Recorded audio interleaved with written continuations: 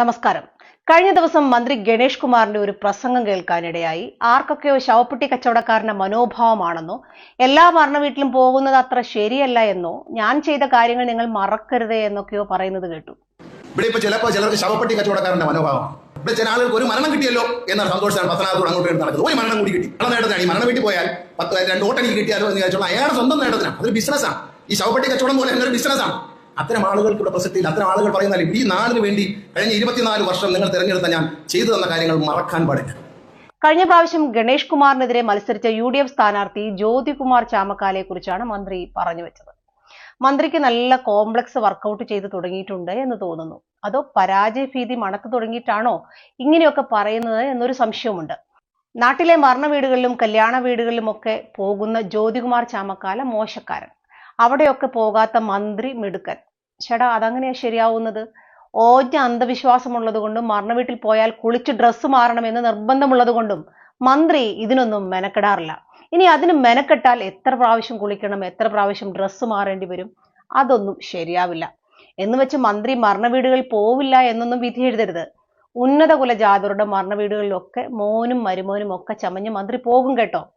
ഇനി എതിർ രാഷ്ട്രീയത്തിൽ നിൽക്കുന്ന ജ്യോതികുമാർ ചാമക്കാല അശരണരായവരുടെ സങ്കടങ്ങളോടും സന്തോഷങ്ങളോടും ചേർന്ന് നിൽക്കരുത് എന്ന് പറയുന്നത് ശരിയാണോ?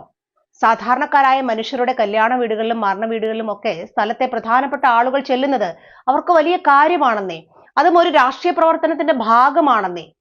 മരിച്ചയാളെ ജീവിപ്പിക്കാനൊന്നും കഴിയില്ല, പക്ഷേ ജീവിച്ചിരിക്കുന്ന ബന്ധുക്കളുടെ ബുദ്ധിമുട്ടുകൾ ഏതെങ്കിലും തരത്തിൽ പരിഹരിക്കാൻ ഇത്തരം സന്ദർശനങ്ങൾ കൊണ്ട് കഴിയുമെങ്കിൽ അത് ചെയ്യുന്നതിൽ എന്താണ് തെറ്റ്? പൊതുപ്രവർത്തകൻ മരണ വീടുകൾ പോകുന്നത് വോട്ടു ചോദിക്കാനാണ് എന്ന് ചിന്തിക്കുന്ന മന്ത്രിക്ക് എന്തോ ഒരു കുഴപ്പമില്ലേ? യഥാർത്ഥത്തിൽ മന്ത്രി ഗണേഷ് കുമാർ വിയോജിക്കേണ്ടത് ജ്യോതികുമാറിന്റെ രാഷ്ട്രീയത്തോടാണ്, അദ്ദേഹം മുന്നോട്ട് വെക്കുന്ന ആശയങ്ങളോടാണ്. അല്ലാതെ മരണ വീട്ടിലും കല്യാണ വീട്ടിലും ഒക്കെ പോയി അവരുടെ സങ്കടത്തിലും സന്തോഷത്തിലും പങ്കുപറ്റുന്നതിനോടല്ല. തന്റെ എതിരാളി ഏത് ഹോട്ടലിൽ നിന്നാണ് ചോറുണ്ടത്, ഏത് കല്യാണ വീട്ടിലാണ് ഇന്ന് പോയത്, ആരോടൊക്കെയാണ് ഇന്ന് മിണ്ടിയത്, ഇതൊക്കെ ചെകഞ്ഞു നടക്കുന്ന മന്ത്രിക്ക് സത്യമായിട്ടും നാണം തോന്നുന്നില്ലേ? ഇങ്ങനെയൊക്കെ പറയുന്നത് എന്തുകൊണ്ടായിരിക്കും? ഒന്നുകിൽ മന്ത്രിയുടെ പക്വതക്കുറവ്, അല്ലെങ്കിൽ പഴയ ജന്മിബോധവും മാടമ്പിത്തരവും. മാടൊന്നും ഇല്ലെങ്കിലും മാടമ്പിത്തരത്തിന് ഇപ്പോഴും ഒരു കുറവുമില്ലല്ലോ.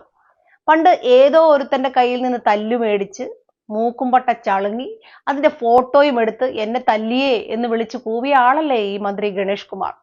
പിന്നെ എന്തെല്ലാം വേണ്ടാത്ത ഇടപാടുകൾ. അങ്ങനെയുള്ള ഗണേഷ് കുമാറിന് എന്ത് ആദർശമാണ് നാട്ടുകാരോട് പറയാനുള്ളത്? ഉപ്പുപ്പായ്ക്ക് ഒരു ആന ഉണ്ടായിരുന്നത് കൊണ്ട് എങ്ങനെയൊക്കെയോ ജയിച്ചു, അത്ര തന്നെ. സത്യത്തിൽ ഞാൻ പലപ്പോഴും ആലോചിക്കാറുണ്ട്, ഈ കേരള കോൺഗ്രസ് ബി എന്ന പാർട്ടിക്ക് കേരള രാഷ്ട്രീയത്തിൽ എന്ത് പ്രാധാന്യമാണ് ഉള്ളത് എന്ന്. ഈ പാർട്ടിക്ക് ഒരു ഭരണഘടന ഉണ്ടാകുമോ? എന്തെങ്കിലും നയം ഈ പാർട്ടിക്ക് പങ്കുവയ്ക്കാൻ ഉണ്ടാകുമോ? എന്തെങ്കിലും ഒരു ആദർശം ഉണ്ടാകുമോ? അപ്പപ്പ കാണുന്നവനെ അപ്പ എന്ന് വിളിക്കുക, പിന്നെ കാണുന്നവനെ അമ്മാവ എന്ന് വിളിക്കുക, ഇതൊക്കെ തന്നെ. എന്നിട്ടാണ് മൈക്ക് കിട്ടുമ്പോൾ മറ്റുള്ളവരെ മര്യാദ പഠിപ്പിക്കാൻ നടക്കുന്നത്. ഗവൺമെന്റ് ജീവനക്കാരെ മര്യാദ പഠിപ്പിക്കുന്നു, അധ്യാപകരെ മര്യാദ പഠിപ്പിക്കുന്നു, സിലബസ് പരിഷ്കരിക്കാൻ നടക്കുന്നു. എന്താ അല്ലേ? തന്റെ 24 വർഷത്തെ പ്രവർത്തനങ്ങൾ മറക്കരുത് എന്നാണല്ലോ മന്ത്രി ഉത്തരവിട്ടിരിക്കുന്നത്.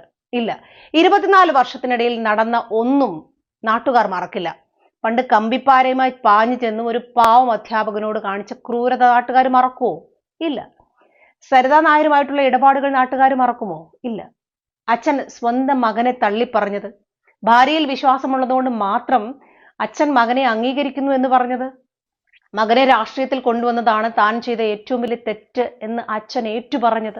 എന്റെ രാഷ്ട്രീയ ജീവിതത്തിൽ എനിക്ക് പറ്റിയ ഏറ്റവും വലിയ അപകടമാണ് 2001 ബഹുമാന്യനായ ഗണേഷ് കുമാറിനെ, അങ്ങനെ വേണമല്ലോ അദ്ദേഹത്തെ വിളിക്കാൻ, ബഹുമാന്യനായ ഗണേഷ് കുമാറിനെ രാഷ്ട്രീയത്തിൽ കൊണ്ടുവന്നത് ഞാൻ ചെയ്ത ഏറ്റവും വലിയ തെറ്റാണെന്ന് എനിക്ക് ബോധ്യമായത്. ഞങ്ങളുടെ സ്വന്തം ഭാര്യയുടെ കൈ അടിച്ചൊടിച്ചത്, നടി ആക്രമിക്കപ്പെട്ട കേസിലെ സാക്ഷികളെ സ്വാധീനിക്കാൻ ശ്രമിച്ചത്, അച്ഛന്റെ മരണശേഷം കുടുംബസ്വത്ത് ഒറ്റയ്ക്ക് തട്ടിയെടുക്കാൻ ശ്രമിച്ചത്, പ്രശസ്ത നടി ശ്രീവിദ്യയുടെ സ്വത്ത് അടിച്ചു മാറ്റാൻ ശ്രമിച്ചത്, നാട്ടുകാർ അടിച്ചു പഞ്ഞിക്കിട്ടത്, ഇങ്ങനെ എന്തെല്ലാം വികസന പ്രവർത്തനങ്ങൾ കഴിഞ്ഞ 24 വർഷത്തിനുള്ളിൽ മന്ത്രിയുടെ വകയായി നടന്നു. അതൊന്നും നാട്ടുകാരും മറക്കില്ലെന്നേ. ഒരു രാഷ്ട്രീയ പ്രവർത്തകൻ വിയോജിക്കേണ്ടത് എതിരാളിയുടെ രാഷ്ട്രീയത്തോടാണ്, അയാൾ ചെയ്യുന്ന മനുഷ്യത്വപരമായ കാര്യങ്ങളോടല്ല. താൻ മത്സരിച്ച മണ്ഡലത്തിൽ ഒരിക്കൽ പരാജയപ്പെട്ടു എങ്കിലും മണ്ഡലത്തിലെ ജനങ്ങളോട് അയാൾക്കുമുണ്ട് മന്ത്രിയെപ്പോലെ തന്നെ ഉത്തരവാദിത്വം. മണ്ഡലത്തിൽ എവിടെയും കയറി ചെല്ലാനുള്ള അവകാശവും ജ്യോതികുമാർ ചാമക്കാലയ്ക്കുണ്ട്. രാഷ്ട്രീയ പ്രവർത്തനം ചില പാഠങ്ങൾ പഠിക്കാൻ വേണ്ടി കൂടിയുള്ളതാണ്. കാലം മന്ത്രിക്ക് മാത്രമുള്ളതല്ല, മറ്റു പലർക്കും കൂടിയുള്ളതാണ്. അപ്പോൾ വിപ്ലവം വീണ്ടും വിജയിക്കട്ടെ.